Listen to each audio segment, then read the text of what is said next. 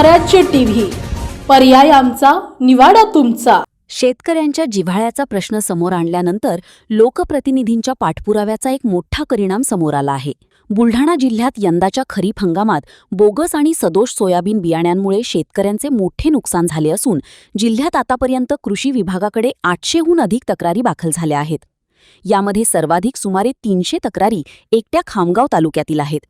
या गंभीर परिस्थितीची दखल घेत खामगावचे आमदार तथा राज्याचे कामगार मंत्री नामदार आकाश फुंडकर यांनी थेट कृषी मंत्री दत्तात्रय भरणे यांची भेट घेऊन बाधित शेतकऱ्यांना तातडीने आर्थिक भरपाई देण्याची आणि दोषी कंपन्यांवर कठोर कारवाई करण्याची मागणी केली होती।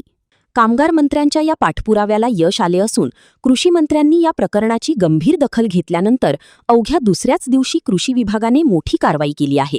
या प्रकरणी Yashoda hybrid seeds private limited, Hinganghat, जिल्हा वर्धा या नामांकित बियाणे उत्पादक कंपनीवर खामगाव शहर पोलीस ठाण्यात विविध कलमांखाली गुन्हा दाखल करण्यात आला असून संपूर्ण जिल्ह्यात एकच खळबळ उडाली आहे। हा संपूर्ण प्रकार खामगाव तालुक्यातील अकोली येथील शेतकरी सुभाष किसन मुजुमले यांच्या तक्रारीनंतर उघडकीस आला। मुजुमले यांनी यशोदा हायब्रिड सीड्स कंपनीच्या सोयाबीन बियाण्याची पेरणी केली होती, मात्र ते बियाणे न उगवल्याने त्यांनी कृषी विभागाकडे रीतसर तक्रार केली होती। या तक्रारीच्या अनुषंगाने पंचायत समिती खामगाव येथील कृषी अधिकारी गुणनियंत्रण अशोक चव्हाण यांनी संबंधित बियाण्याचे नमुने गोळा करून ते तपासणीसाठी अकोला येथील बीज प्रमाणीकरण प्रयोगशाळेत पाठवले होते। प्रयोगशाळेचा अहवाल प्राप्त झाला असता त्यामध्ये या बियाण्याचे तब्बल 5 नमुने अप्रमाणित म्हणजेच नापास असल्याचे सिद्ध झाले। हा अहवाल जिल्हा अधीक्षक कृषी अधिकारी कार्यालय बुलढाणा येथे प्राप्त झाल्यानंतर कृषी विभागाने तातडीने सूत्रे हलवली।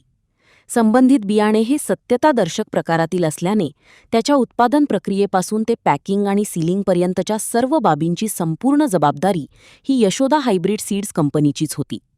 अत्यंत निकृष्ट दर्जाचे सोयाबीन बियाणे तयार करून बाजारात विकत शेतकऱ्यांची दिशाभूल व फसवणूक केल्याचे या तपासणीत निष्पन्न झाले आहे।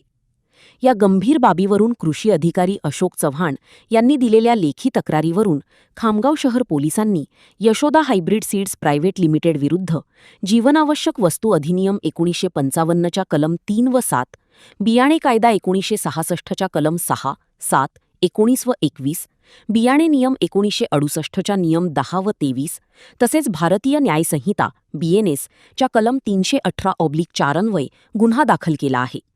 पोलीस निरीक्षक सुरेंद्र अहेरकर यांच्या आदेशानुसार या प्रकरणाचा पुढील तपास सहाय्यक पोलीस निरीक्षक रहाटे करत आहेत। ऐन खरीपाच्या हंगामात बोगस बियाणे विकून शेतकऱ्यांची फसवणूक करणाऱ्या नामांकित कंपनीवर थेट पोलिसांत गुन्हा दाखल झाल्याने बियाणे माफियांचे धाबे दणाणले आहेत। पोलीस स्टेशन खामगाव शहर येथे अशोक बलराम चव्हाण कृषी अधिकारी पंचायत समिती खामगाव यांच्या फिर्यादीवरून बोगस बियाणे उगवू शकती नसलेले याची विक्री केल्याबाबत Yashoda hybrid seeds private limited ही हिंगणघाटची कंपनी आहे, या कंपनी विरुद्ध गुन्हा दाखल करण्यात आलेला आहे। शेतकऱ्याच्या तक्रारीवरून त्यामध्ये सॅम्पल हे कृषी अधिकाऱ्यांनी टेस्टिंगला पाठवले होते, ते फेल आढळून आल्याने त्या अहवालावरून सदर गुन्हा दाखल करण्यात आला असून यामध्ये आणखी काही शेतकऱ्यांचे असे प्रकारचे तक्रारी असतील तर त्यांनी पोलीस स्टेशन खामगाव शहर किंवा कृषी अधिकारी यांना संपर्क करून त्याबाबत माहिती देण्यात यावी।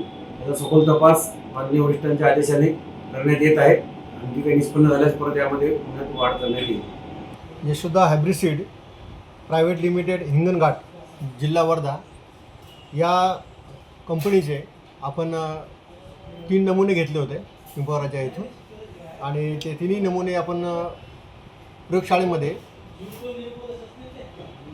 अकोला येथे पाठवले होते आणि त्याचा अहवाल आपल्याला जिल्हा स्तरावर प्राप्त झालेला आहे।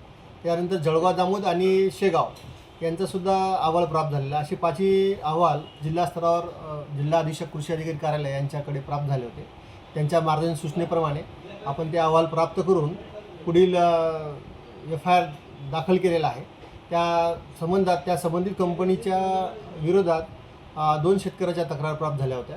त्या दोन्ही शेतकऱ्याच्या तक्रार आपल्याकडे प्राप्त झालेल्या असल्यामुळे आपण तो गुन्हा दाखल केलेला आहे आणि सदर कंपनीच्या ज्या बॅग्स आहेत त्याच्यावर काही अशा गोष्टी लिहिल्या आहेत ज्या कायद्यामध्ये अंतर्भूत नाही आहे। तर नंबर 1 ब्रँड वगैरे असं काही लिहिलेलं आहे, तर त्या असं असल्यामुळे आपण ते गुन्हे दाखल केलेले आहेत। साहेब, दुसरी जी कंपनी उन्नती त्यांच्याविरुद्ध सुद्धा अनेक तक्रारी प्राप्त झाल्या, त्यावर कारवाई करणार आहेत तेव्हा?